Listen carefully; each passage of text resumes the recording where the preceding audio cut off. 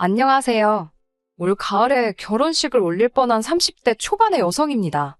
다른 여자들처럼 저도 저만을 위한 한 사람을 기다려왔고, 그게 바로 지금의 남자친구, 그러니까 지금은 헤어진 남자친구라고 생각했네요.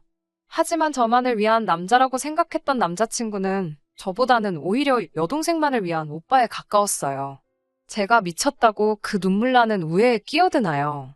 어머님과 그 잘난 여동생에게 남자친구 고이 반납했습니다. 저와 헤어진 남자친구는 중학교 동창입니다. 저희가 다닌 중학교는 남녀공학이었고 남자친구는 제 짝꿍이었어요. 친하지는 않았습니다. 남자친구는 공부에 관심도 없었고 성적도 좋지 않았던 반면 저는 공부도 잘했고 성적도 좋았거든요.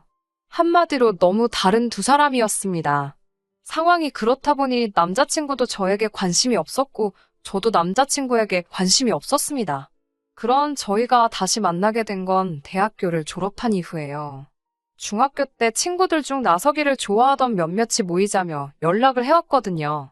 나갈지 말지 고민하고 있던 찰나에 한 친구가 혼자 나가기는 쑥스러우니 제발 같이 가달라고 통사정을 해왔습니다. 저도 다른 친구들이 어떻게 살고 있는지 궁금한 마음에 갈등하고 있었으니 못 이기는 척 같이 나가주었어요. 그리고 그곳에서 남자친구와 다시 마주하게 되었습니다. 어린 시절 까무잡잡하고 장난기가 흘러넘치던 남자친구는 키도 훌쩍 크고 자신감 넘치는 남자로 변해 있었어요. 나중에 데이트를 하면서 남자친구에게 들었는데 남자친구 눈에도 제가 많이 달라 보였다고 해요. 예뻐진 외모에 말투도 세련되어 져서 정신을 차릴 수가 없었다나요. 아무튼 세월이 지난 탓인지 달라진 외모 탓인지 저희는 서로 누가 먼저랄 것 없이 반가워했고 연락처도 주고받았어요. 서로 다니던 회사가 멀지 않았기에 며칠 뒤 맥주라도 한잔하자며 약속을 잡게 되었습니다. 그렇게 다시 만난 남자친구와 저는 그동안 서로 어떻게 무엇을 하며 지냈는지 이야기를 나누게 되었어요. 둘 다 다음날 출근을 해야 했기에 한두 시간만 가볍게 이야기를 나누자고 했었는데 문득 시간을 보니 어느새 4시간이 훌쩍 지나 있었어요. 남자친구는 어땠는지 모르겠지만 그때 저는 어쩌면 우리가 더 진지한 사이가 될지도 모르겠다는 생각이 들었습니다. 길다면 긴 4시간 동안 저는 조금도 지루함을 느끼지 못했거든요. 그리고 역시나 제 예감대로 저희는 얼마 지나지 않아 연인 사이가 되었습니다. 비록 같은 중학교를 나오긴 했어도 남자친구에 대해서 제가 모르는 것들이 정말 많더라고요. 기억 속 장난꾸러기로 남아있던 남자친구는 겪어보니 오히려 다정하고 섬세한 사람이었습니다. 특히 가족을 생각하는 마음이 극진했어요. 사귄 지 얼마 되지 않았을 때 일입니다. 아무래도 연애 초반이다 보니 짬짬이 문자로 시시콜콜한 이야기를 주고받고 있었거든요. 그런데 출근한 지 얼마 되지 않은 남자친구가 반차를 쓰고 집에 간다고 하더라고요. 무슨 일이냐고 하니까 자기 여동생이 열감기가 심해서 지금 약 사들고 집에 가봐야 할 것 같다고 했습니다. 당시 남자친구는 5살 어린 여동생과 혼자이신 어머님까지 셋이서 한 집에 같이 살고 있었어요. 말은 안 했지만 전 속으로 어머님도 계신데 굳이 일하던 남자친구가 약을 사들고 집에 가는 게 맞나 싶었습니다. 심각하게 아프면 병원에 가야지 오빠가 간다고 해서 낫는 게 아니잖아요. 하지만 연애 초반에 괜히 그런 소리를 하면 제가 어떻게 보일지 몰라서 아무 말도 하지는 않았어요. 결국 이튿날 남자친구와 문자를 하다가 전날 있었던 일에 대해서 물었습니다. 동생이 얼마나 아팠길래 반차까지 쓰고 갔어야 했냐고요. 그러자 남자친구가 멈칫하더니 좀 유난스러워 보였냐고 묻더라고요. 그러면서 예전 여자친구와도 이런 문제 때문에 자주 싸웠었다며 혹시라도 제 마음에 걸리면 지금 말해달라고 했습니다. 일을 크게 만들려던 건 아닌데 이야기가 엉뚱한 곳으로 튀는 것 같아서 아차 싶었지만 기왕 이야기가 나온 거 확실히 해두는 게 낫겠다 싶더군요. 아프다니 당연히 걱정도 되었지만 동시에 어머님도 집에 계신데 굳이 당신이 간다니 좀 유별나다 싶기는 했다고 말했습니다. 그러자 남자친구는 짧게 한숨을 내쉬더니 이해해달라는 건 아니지만 자기 가족 이야기를 해주고 싶다더군요. 그렇게 의도치 않게 남자친구의 가족 이야기를 듣게 되었습니다. 남자친구와 제가 중학교를 졸업하고 얼마 지나지 않았을 무렵 저도 남자친구의 아버님이 돌아가셨다는 소문은 들었습니다. 왜 돌아가셨는지는 몰랐는데 남자친구의 말로는 스스로 세상을 등지셨다더군요. 갑작스러운 아버님의 죽음으로 집안은 말 그대로 쑥대밭이 되었고 아무도 알지 못했던 빚이 여기저기서 터져나왔답니다. 여러 사람들이 고인이 생전에 빌려간 돈이 있었다며 돈 내놓으라고 쫓아왔고요. 평생 집안일만 하시던 어머님도 그렇고 남자친구도 고작 17살이었으니 두 사람이 무엇을 얼마나 할 수 있었겠어요. 그때부터 어머님은 닥치는 대로 돈 되는 일을 하시면서 생활을 꾸려나가셨고 대신 남자친구에게는 제발 공부를 하라고 빌다시피 부탁을 하시더랍니다. 그런 어머님을 보고 정신이 든 남자친구는 이를 악물고 죽어라 공부만 했대요. 다행히 공부머리가 아예 없던 건 아니었는지 손에 꼽히는 대학에 들어갔고 지금은 알다시피 좋은 회사에 다니게 되었다고요. 남자친구의 이야기를 듣고 있으니 저는 남자친구에 비하면 순탄하게 인생을 살아왔다는 생각이 들었습니다. 저에게는 사업을 하시는 아버지와 유치원을 운영하시는 어머니가 계세요. 저희 부모님은 두 분이 결혼을 하실 때부터 아들이건 딸이건 관계없이 하나만 낳아 최선을 다해 기르기로 하셨답니다. 덕분에 저는 외동딸로서 어린 시절부터 유복한 환경에서 많은 것들을 누리고 경험하며 자랄 수 있었습니다. 구구절절 전부 다 설명할 수는 없지만 명문고를 나와 미국으로 건너갔고 그곳에서 대학교를 졸업한 뒤 한국으로 돌아와 가구회사에 들어갔어요. 남편을 만났을 때는 가구 디자이너로 활동하고 있었고요. 아무튼 이제는 다 지나간 이야기라면서 담담하게 이야기하는 남자친구를 보고 있으니 안쓰럽고 속상했습니다. 그런 힘든 시기가 있는 줄은 꿈에도 생각지 못했으니까요. 진작에 그런 상처를 눈치채지 못한 제 자신이 한심하고 미울 정도였어요. 남자친구가 덧붙이기를 그 힘든 시절에 어머님과 자기가 동생을 많이 못 챙겨서 그런지 동생은 지금도 자기 밥그릇도 제대로 못 챙기고 산답니다. 그래서인지 지금도 여동생을 보고 있으면 늘 마음이 짠하고 안쓰럽대요. 남자친구의 설명을 듣고 나니 어느 정도는 납득을 할 수 있었습니다. 남자친구의 여동생이 정말로 어떤 사람인지 알기 전까지는 그랬네요. 사실 남자친구가 자기 여동생이 소위 지 밥그릇도 못 챙기는 사람이라고 표현하는 걸 들었을 때만 해도 제 나름대로 머릿속에서 그 여동생에 대한 이미지를 좀 안 되고 불쌍한 사람으로 그렸던 것 같습니다. 사람에 대해서 마음대로 이미지를 만들고 편견을 가지면 안 된다는 건 저도 잘 알아요. 하지만 남자친구의 표현과 당시 그가 지어 보였던 표정이 절 오해하게 만들었거든요. 마치 세상에 그렇게 안 된 아이는 없다는 듯 당장이라도 눈물이 떨어질 것 같은 안쓰러운 표정을 보여서 없던 동정심까지 생기게 했으니까요. 그런데 막상 만나본 남자친구의 여동생은 정말이지 어떻게 설명해야 할지 모르겠네요.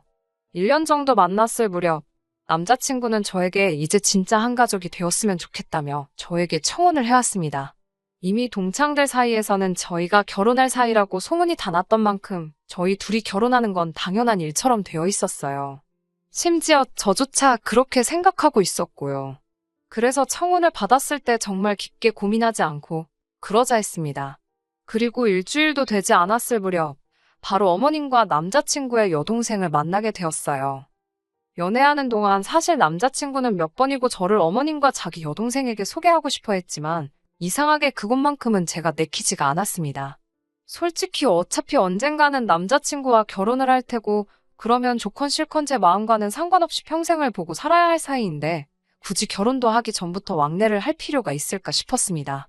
남자친구에게 이런 제 생각을 전했을 때 남자친구는 적잖이 충격을 받은 표정이었고 저에게 서운하다고까지 말했지만 제 고집을 꺾을 수는 없었어요. 실제로 저 역시 남자친구에게 단 한 번도 저희 부모님을 만나라고 하지 않았고요. 그렇다 보니 결혼 이야기가 본격적으로 나오고 나서야 비로소 어머님과 남자친구의 여동생을 만나기 위해 약속을 잡게 되었습니다.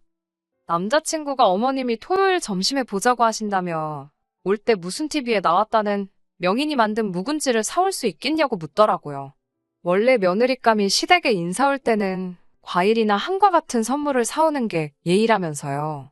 저도 그 예의야 당연히 알고 당연히 사갈 생각이었지만 선물로 뜬금없이 묵은지를 사오라니 황당하고 기분이 좋지만은 않았습니다. 심지어 사오라는 그 묵은지는 특정 백화점에 가야만 살 수 있는 거더라고요. 솔직히 짜증은 났지만 어머님을 처음 뵈러 가는 자리인데 싫다고 할 수도 없어서 알겠다고 했습니다. 시간 계산을 해보니 그래도 아침에 일찍 출발하면 그럭저럭 시간을 맞출 수 있겠더라고요. 하지만 정말 가는 날이 장날이라더니 토요일 아침이었습니다. 아침 일찍 백화점에 가려고 차 시동을 거는데 도통 시동이 걸리지를 않더라고요. 급한 마음에 보험사에 전화를 하니 오려면 최소한 20분은 걸린다고 했습니다. 친구하고의 약속이면 미루기라도 해보겠지만 처음 시댁에 인사 가는 자리인데 그 어떤 핑계도 대고 싶지 않았고 당연히 늦기도 싫었습니다. 결국 차는 포기하고 택시를 불러서 백화점으로 향했어요. 그나마 다행히 어머님이 사오라고 하신 묵은지는 있더라고요. 그런데 아무리 포장을 해도 묵은지는 묵은지였습니다. 어디선가 계속해서 냄새가 나더군요. 도저히 이걸 들고 택시를 탈 수는 없겠다 싶어서 걱정을 하니 직원이 퀵서비스로 보내줄 수 있다고 했습니다. 3시간 내로 도착할 거라면서요. 비록 저보다 묵은지가 늦게 도착하겠지만 그래도 그게 최선의 방법이다 싶었어요. 정말이지 이 일로 그렇게 욕을 먹을 줄은 몰랐어요. 시댁에 도착하니 어머님께서 문을 열어주셨습니다. 오느라 고생했다 하시면서 시선은 제 손으로 향하시더라고요. 그리고는 제 비어있는 양손을 발견하시곤 살짝 언짢으신 목소리로 왜 빈손이냐고 물으셨어요. 첫 질문이 묵은지라서 꽤나 당황스러웠습니다. 저는 묵은지는 택배로 오고 있다고 했습니다. 차가 고장이 나서 도저히 직접 가지고 올 수 없었다고요. 그러자 어머님께서는 알겠다 하시면서도 직접 들고 오는 수고도 다 정성이라면서 다음부터는 좀 더 정성 있는 모습을 볼 수 있으면 좋겠다고 하셨습니다. 이게 말로만 듣던 시집살이인가 싶어서 황당하긴 했지만 일단은 알겠다고 죄송하다고 말씀드렸지요.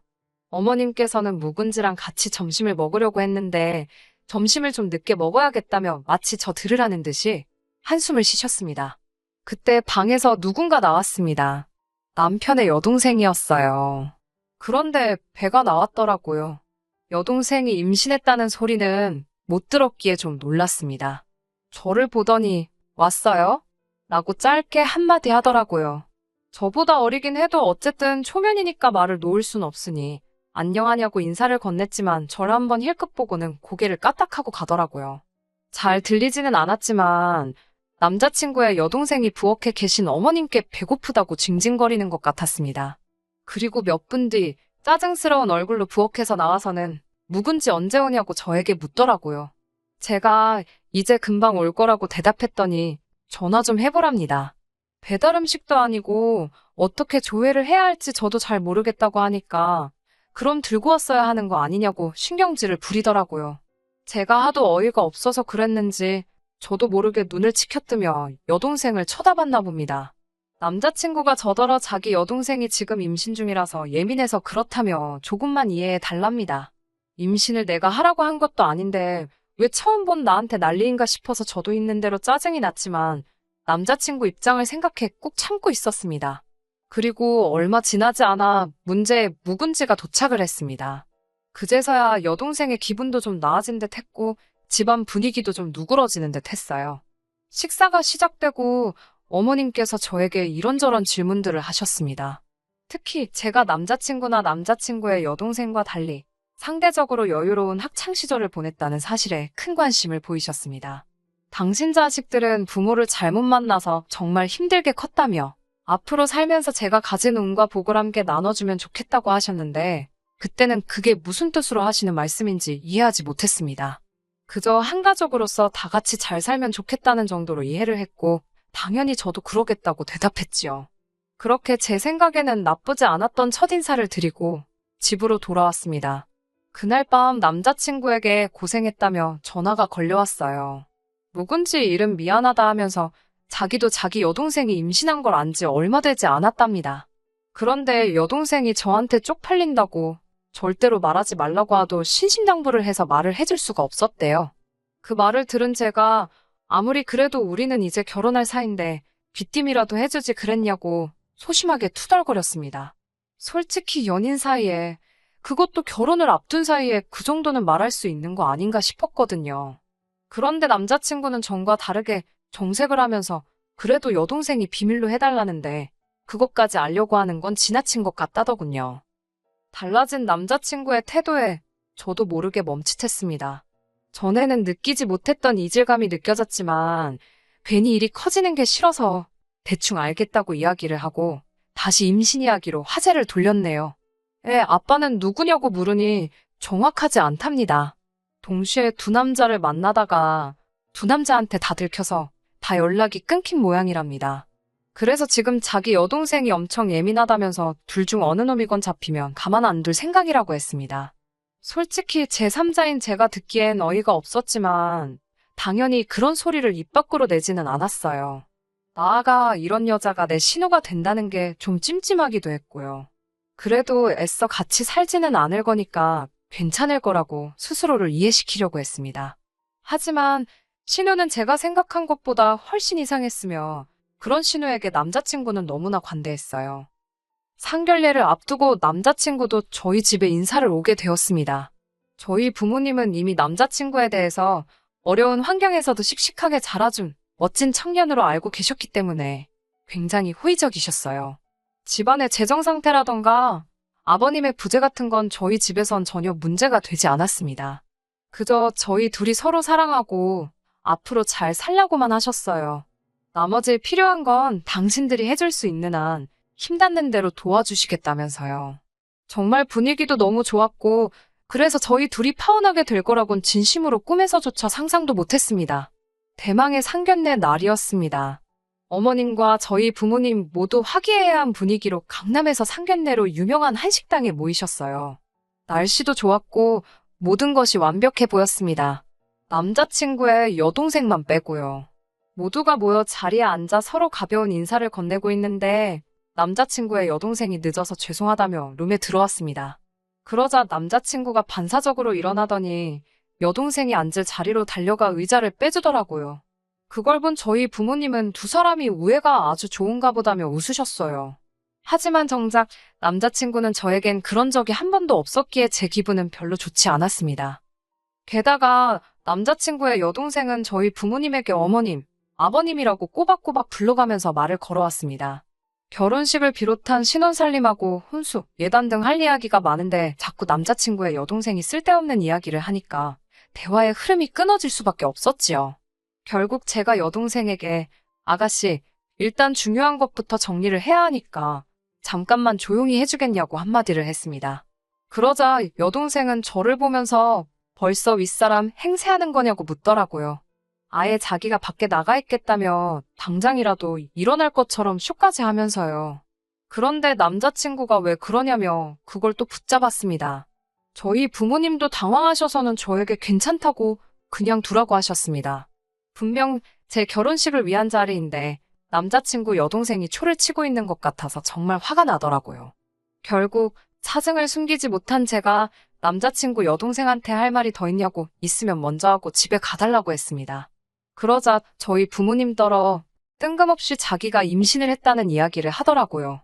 저희 부모님도 얼떨결에 그러냐고 축하한다고 하셨습니다. 그러자 이번에는 언니가 저희 오빠랑 결혼하면 집을 정말 사주실 거냐고 묻더라고요. 사실 저희 아버지께서 집을 사주시고 싶어 하신 건 사실이에요. 남자친구도 이 사실을 알고요. 그렇지만 분명히 제가 남자친구에게도 아버지에게도 집을 받지 않겠다는 의사를 밝힌 상태였습니다. 그런데 남자친구의 여동생이 그런 소리를 하니 황당했어요. 저희 아버지께서도 그게 왜 궁금하냐고 물어보시더군요. 그러자 남자친구의 여동생이 한다는 소리가 아주 가관이었습니다. 그 집 사주신다는 돈을 자기와 어머님께 달랍니다. 자기네 집 기둥뿌리 뽑아가는 값이라나요. 저는 제가 잘못 들은 줄 알았습니다. 제 귀를 의심했어요. 어처구니가 없어서 제가 아가씨가 무슨 자격으로 그 돈을 탐내냐고 물으니 옆에 있던 남자친구가 저더러 잠깐만 밖에서 이야기 좀 하자며 저를 불러내더라고요. 그 모습을 본 저희 어머니가 나가지 말라고 들을 필요도 없어 보인다며 저를 잡으셨습니다. 저희 어머니는 이미 화가 많이 나신 눈치였어요. 반면에 남자친구 어머님은 완전히 당신은 아무것도 모르겠다는 식이셨습니다. 당신 딸을 어쩌지 못하시는 듯 했어요. 아무튼 저는 말 같지도 않은 남자친구 여동생의 언행에 화가 나기도 했고 그 와중에 남자친구는 또 무슨 헛소리를 하려는 건지 궁금하기도 해서 어머니의 만류에도 불구하고 남자친구를 따라 나갔습니다. 남자친구는 저에게 이번에 한 번만 자기 여동생 뜻대로 해달랍니다. 평생을 본인, 그러니까 오빠인 자기한테 치여서 살았다는 자격지심 때문에 지 인생을 허투루 써버린 불쌍한 애라나요. 그거 보상해준다 생각하고 집 사는 대신 그 돈 자기 여동생하고 평생 고생만 하신 어머님 드리자고 하더군요. 두 사람 다 자기 인생에선 무엇과도 바꿀 수 없는 소중한 존재들이라나요. 남자친구는 집값의 절반도 좋다면서 지나간 세월을 돌려줄 순 없으니 돈으로라도 보상을 해주자며 계속해서 저를 설득하려 들었습니다. 어찌나 어이가 없던지 실소가 새 나오더라고요. 제가 그걸 왜 내 부모님 재산으로 하냐고 하니까 네 부모님이 아니고 우리 부모님이랍니다. 사위도 자식이지 않냐면서요. 제가 제정신이냐고 물었습니다. 그러자 남자친구가 그러면 어떡하냐고 오히려 저에게 되묻더군요. 불쌍한 자기 어머니와 여동생은 어떻게 해야 하냐고요. 그런 남자친구를 보며 제가 당신 눈에 당신 가족들이 안쓰럽고 불쌍한 건 알겠지만 그 보상을 왜 내 부모님이 해야 하냐고 다시 물었습니다. 그리고 당신 여동생은 그걸 왜 그렇게 당당하게 요구하는 거냐고요. 이유도 알고 싶지 않고 어쨌든 그렇게는 못 해준다고 선을 그었어요. 그러자 남자친구는 원망이 가득한 목소리로 절 다시 봤다면서 저더러 그렇게 독한 사람이었냐고 그럽니다. 그 돈 없어도 너나 너희 가족은 어떻게 되는 것도 아니면서 정말 너무하답니다. 금수저로 태어나서 복받은 인생인 제가 뭘 알겠냐며 빈정거리기까지 하더라고요. 솔직히 제가 남자친구보다 나은 운명을 가지고 태어났다고 한다면 그걸 부정하지는 않겠습니다. 하지만 남자친구가 그런 식으로 생각하는 사람인 걸 진작에 알았다면 함께 미래를 만들어갈 계획 같은 건 세우지도 않았을 거예요. 저는 뒤도 돌아보지 않고 바로 방으로 돌아가 부모님께 한마디도 더 하실 필요도 들으실 필요도 없다고 말씀드린 뒤 집으로 가자고 했습니다. 이 결혼은 안 할 거라고요. 저희 부모님은 제 말에 놀라신 눈치였지만 바로 납득하신 듯 계산은 저희 쪽에서 하겠다는 말씀만 남기시고 자리에서 일어나셨습니다. 그제서야 어머님께서 뭔가 오해가 있는 것 같다며 좀 더 이야기를 하자고 잡으셨지만 소용없는 일이었어요. 남자친구의 여동생은 저에게 잘 보일 생각이 없는 거냐며 어이없다고 문자를 보내왔더라고요. 그 문자를 저희 어머니께 보여드리니 제정신이 아닌 것 같다면서 상종도 말라 하셨습니다. 저는 동창들 중 가까운 2명에게만 이러한 이유로 결국 파혼하게 되었다고 말했습니다. 소문이 날 걸 알고 있었고 아니나 다를까 금세 다들 알게 되었더라고요.